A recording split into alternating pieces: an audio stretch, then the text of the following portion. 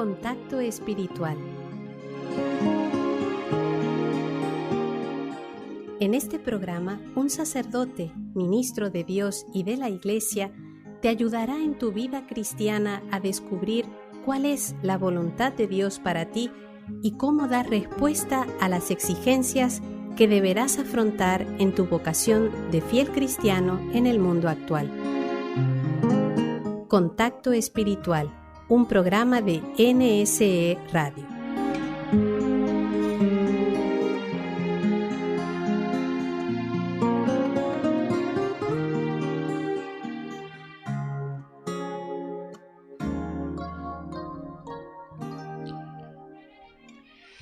Saludos a todos nuestros radioescuchas en este programa Contacto Espiritual y ya como hemos terminado la exhortación apostólica del Papa Francisco sobre la santidad, hoy vamos a poner precisamente un ejemplo de esa santidad. Vamos a hablar un poquito sobre uno de los mártires, de los muchos que hubo, en la persecución de México. Entonces vamos a hablar un poquito sobre él. Entre los años de 1926 a 1929, una violenta persecución golpeó a los católicos de México, causando numerosos mártires, algunos de los cuales fueron elevados después al honor de los altares. Significa que fueron beatificados y después canonizados. El 20 de noviembre de 2005, el cardenal Saraiva Martins viajó a Guadalajara, gran ciudad de México, para beatificar en nombre del Papa a 13 de ellos. Esta solemnidad de Cristo Rey precisamente fue en la solemnidad de Cristo Rey porque estos mártires estaban vinculados a esta fiesta de Cristo Rey. Nos vamos a dar cuenta en el relato. Esta solemnidad de Cristo Rey, decía precisamente en su homilía el cardenal, tiene un significado muy especial para el pueblo mexicano. El Papa Pío XI, al finalizar el año santo de 1925, proclamó esta fiesta para la Iglesia Universal. Ya sabemos que la fiesta de Cristo Rey es la última solemnidad o fiesta de la Iglesia con que termina el año ordinario litúrgico. Sería como la corona, por decirlo así. Y después que proclamó esta fiesta para la Iglesia Universal, el Papa Pío XI, pocos meses después se iniciaría en estas tierras, decía el cardenal en aquella época, la persecución contra la fe católica y bajo el grito de ¡Viva Cristo Rey!, morirían muchos hijos de la Iglesia, reconocidos como mártires. Por su valentía y corta edad, merece una especial mención el adolescente José Sánchez del Río, que es del quien vamos a hablar en este relato, quien a la edad de 14 años supo dar un testimonio valeroso de Jesucristo. Fue un ejemplar hijo de familia que se distinguió por su obediencia, piedad y espíritu de servicio. Desde los comienzos de la persecución, en él se despertó el deseo de ser mártir de Cristo. Ya sabemos que la palabra mártir significa ser testigo.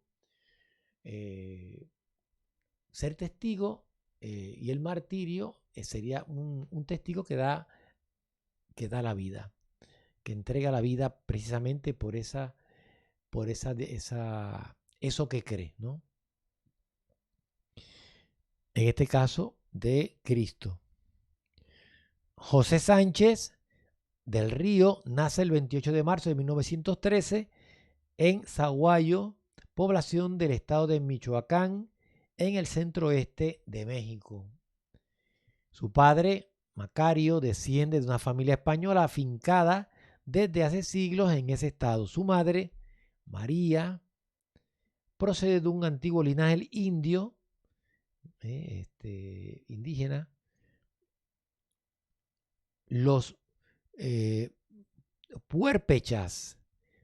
José tiene 2 hermanos mayores, Macario y Miguel, así como una hermanita llamada María Luisa. La familia Sánchez del Río, profundamente católica, es adinerada y goza de una buena reputación y posee un próspero rancho en el sur de la ciudad. Doña Mariquita, que así era que le llamaban a Doña María, la mamá de José, destaca por su gran bondad de corazón y por una proverbial generosidad. Se dedica a las tareas domésticas y a la educación de sus hijos. A los 4 años y medio, José recibe el sacramento de la confirmación y sus primeros años se asemejan a la de los demás chicos, ¿no? Dedicado a los juegos infantiles de su edad. Tiene un carácter agradable, despierto, travieso y da muestra de gran sencillez, obediencia y afectuosidad hacia sus padres. Acompaña con gusto a su madre a la iglesia y asiste al catecismo con asiduidad. Ve una vida ordinaria, ¿no? No son cosas raras. Vamos a hacer una pequeña pausa y continuamos con este relato de la vida de José Sánchez del Río, mártir de Cristo en México.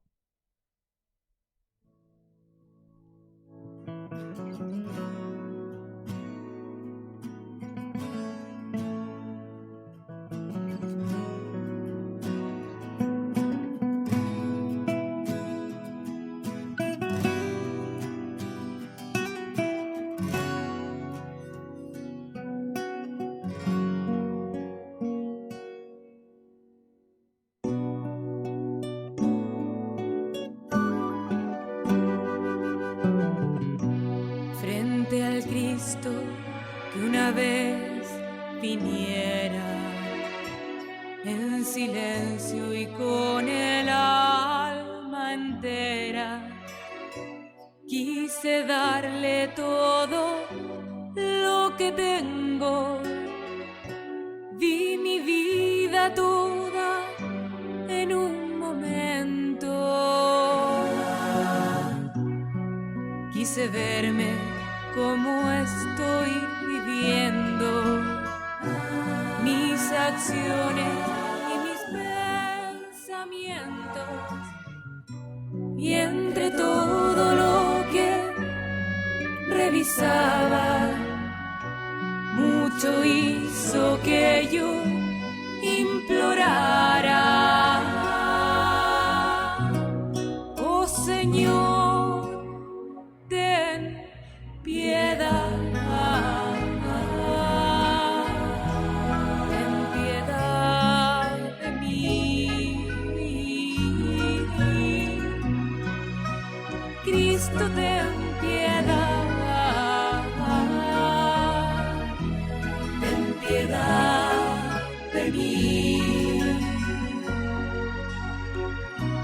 Oh Señor, ten piedad, ten piedad de mí.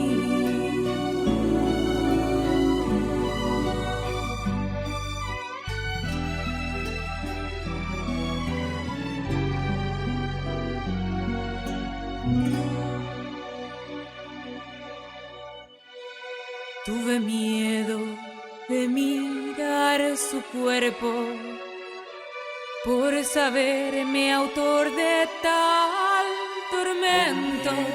Cada vez que me he olvidado, Barrabás es siempre liberado. Oh Señor, ten piedad, ten piedad de mí, ten piedad de mí, Señor. Cristo, ten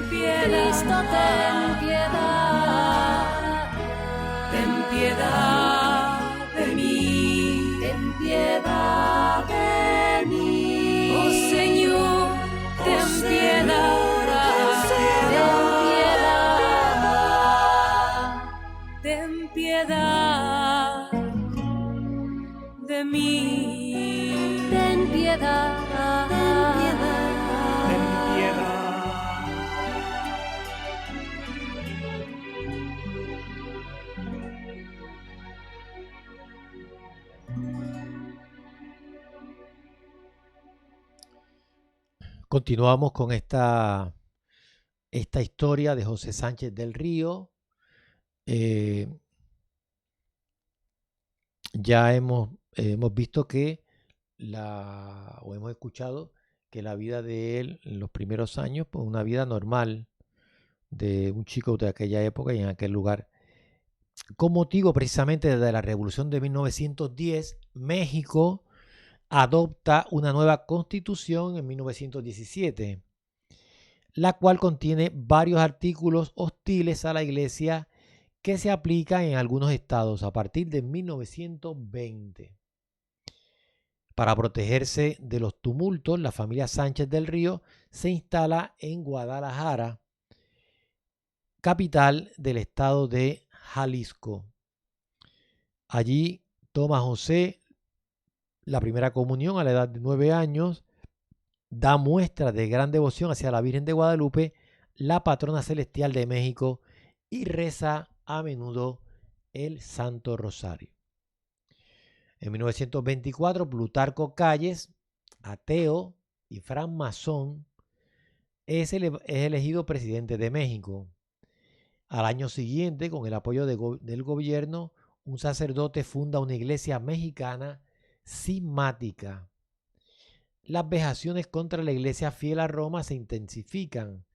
Calles, que se inspira en el bolchevismo, declara que a partir del 31 de julio de 1926 deberán aplicarse al pie de la letra los artículos anticlericales en todos los estados del país. Como reacción, los obispos votan la suspensión del culto en todas las iglesias. Los sacerdotes se esconden, el gobierno les prohíbe celebrar la misa e impartir los sacramentos bajo pena de cárcel o de muerte. Y los fieles no pueden rezar públicamente, no pueden expresar su fe de una manera pública. El ejército hace observar todas esas leyes por la fuerza. En unos meses, numerosos católicos son asesinados o encarcelados por haber infringido las prohibiciones, fusilamientos, ahorcamientos, desplazamientos de la población. Nada se escatima a los fieles que se oponen a las leyes de Calles. Semejante violencia provoca indignación y después el levantamiento de miles de personas en el país. Se organizan pequeños grupos de combatientes civiles a quienes se denomina con el alias de cristeros, nombre que conservan con honor. Campesinos, artesanos y notables se incorporan a la resistencia, y mientras que los oficiales del Ejército Federal conducen a sus tropas al grito de ¡Viva nuestro Padre! Los del Ejército Federal, los de México, los que están precisamente en el poder, dicen ¡Viva nuestro Padre Satanás! Los cristeros, que son los que están unidos con Jesús como Rey del universo, gritan ¡Viva Cristo Rey! ¡Viva la Virgen de Guadalupe! Ese era el grito de victoria. En Guadalajara, el joven abogado Anacleto González Flores enciende a la juventud cristiana con su vibrante palabra. Tras haber recibido una sólida formación humanista y cristiana, se ha consagrado a la defensa de los más débiles. Como buen conocedor de la doctrina social de la Iglesia, intenta proteger a la luz del Evangelio los derechos fundamentales de los cristianos y funda la Unión Popular con el objetivo de apoyar la lucha civil contra las leyes anticlericales. Será cruelmente asesinado el 1 de abril de 1927, a la edad de 38 años, pero caerá gritando: yo muero, pero Dios no muere. ¡Viva Cristo Rey! ¿Ve? Este es otro de los uno de los mártires de la persecución de México, o llamada de los cristeros. El mismo el mismo día derraman también su sangre otros miembros de la Unión Popular, los hermanos Jorge y Ramón Vargas González y Luis Padilla Gómez. Sus nombres constan en la lista de los 13 mártires beatificados precisamente el 20 de noviembre de 2005.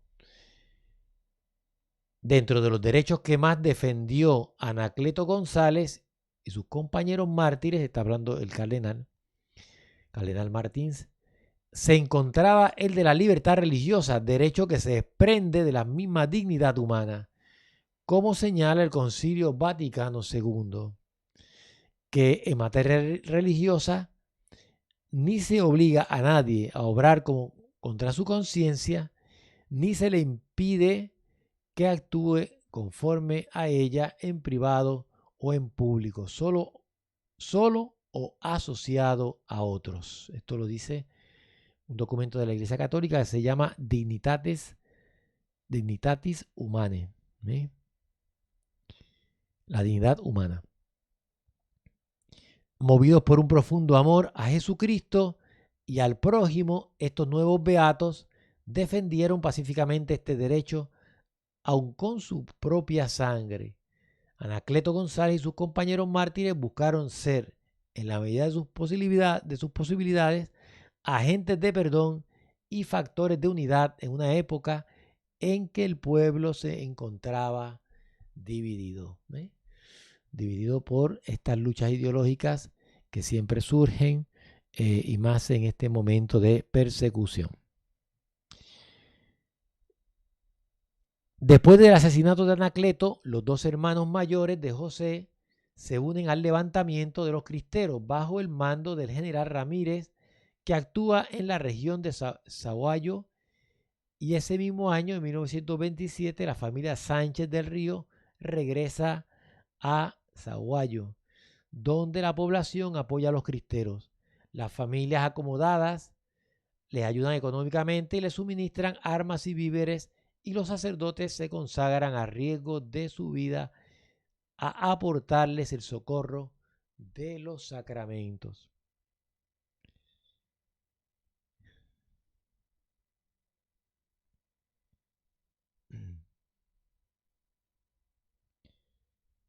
También José manifiesta el deseo de dar su vida por esa buena causa. Con motivo de una peregrinación a la tumba de Anacleto, pide mediante su intercesión la gracia del martirio. Fíjense cómo este jovencito, José, inspirado por Dios, por supuesto, tenía este deseo de derramar su sangre, dar la vida por Jesús, ¿no? Y lo promovía en él, ¿eh?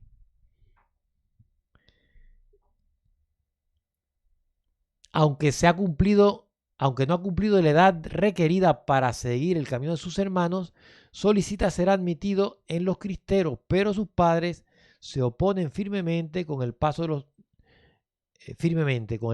de los meses.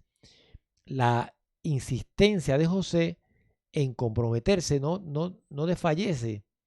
Su madre sigue rechazándolo ya que lo considera demasiado joven, pero él responde con gran sencillez: mamá, nunca fue tan fácil ganar el cielo como hoy. No hay razón bastante fuerte para desviarlo de su proyecto. Escribe entonces a los cabecillas de los cristeros para solicitar su admisión. Los rechazos que recibe, solo tiene 14 años, no hacen más que aumentar su tenacidad hasta que obtiene el consentimiento y la bendición de su padre. Iluminados por la virtud de la fe, José desea ardientemente alcanzar el cielo, único objetivo de toda vida humana. En su regla, San Benito pide al monje que desee la vida eterna con toda la avidez de su alma. El Catecismo de la Iglesia Católica afirma: esta vida perfecta con la Santísima Trinidad, esta comunión de vida y de amor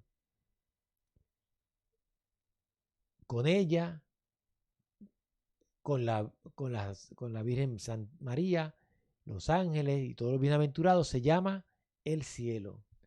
El cielo es el fin último y la realización de las aspiraciones más profundas del hombre, de la persona humana, del ser humano.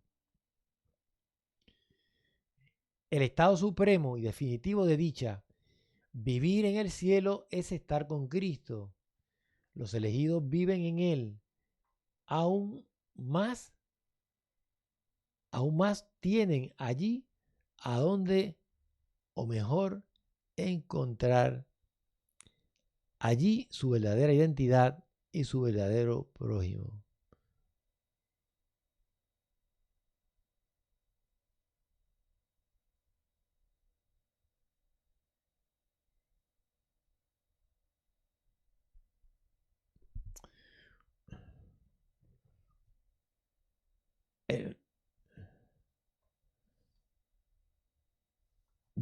Iluminado por la virtud de la fe, José desea ardientemente alcanzar el cielo como único objetivo de su vida.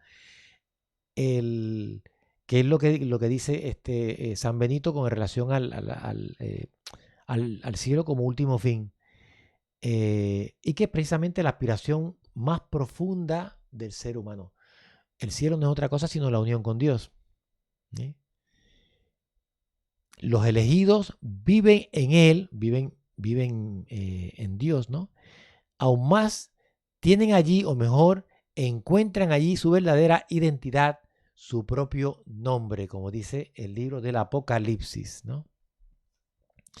Durante el verano de 1927, apoyados por sus tías María y Magdalena y acompañado por Juan Flores Espinosa, un adolescente que comparte el mismo ideal, José, que es del que estamos hablando, se dirige al campo de Cotija. A pesar de los obstáculos, ambos muchachos se reúnen con el general Prudencio Mendoza, quien les expone el peligro de la guerra y la durísima vida de los campos de batalla. José responde que podrá ayudar a los soldados en diversas tareas en el campo, encargarse de los caballos o preparar las comidas. Constatando la firmeza y la sinceridad de su ofrecimiento, el general confía en los dos adolescentes al cabecilla cristero Rubén Guízar Morfín. A partir de ese momento, José se pone al servicio de sus hermanos de armas, desempeñando su papel con profunda caridad y admirable disponibilidad. Su maravillosa disposición y sus cualidades humanas le valen el aprecio de todos quienes reconocen su fervor religioso y su intrepidez. Sin embargo, José teme que los partidarios del presidente Calles ataquen a su familia si se entera de que se ha alistado. Por eso, con la finalidad de ocultar su verdadera identidad, añade a su nombre el de Luis. ¿Ves? Se puso José Luis. Así se le conocerá en la posteridad. La tarde del 12 de diciembre, festividad de la Virgen de Guadalupe, ante sus hombres, el general Guízar le dice: acércate, José Luis, en señal de confianza te nombro oficialmente abanderado y corneta de la tropa. Como corneta me ayudarás a transmitir mis órdenes a los combatientes. Eso significa que saldrás con la tropa en nuestras misiones de observación de los federales. El gozo de José Luis, en este caso, fue inmenso. Vamos entonces a dejarlo dejar este relato en este momento para continuarlo en el próximo programa de este jovencito que supo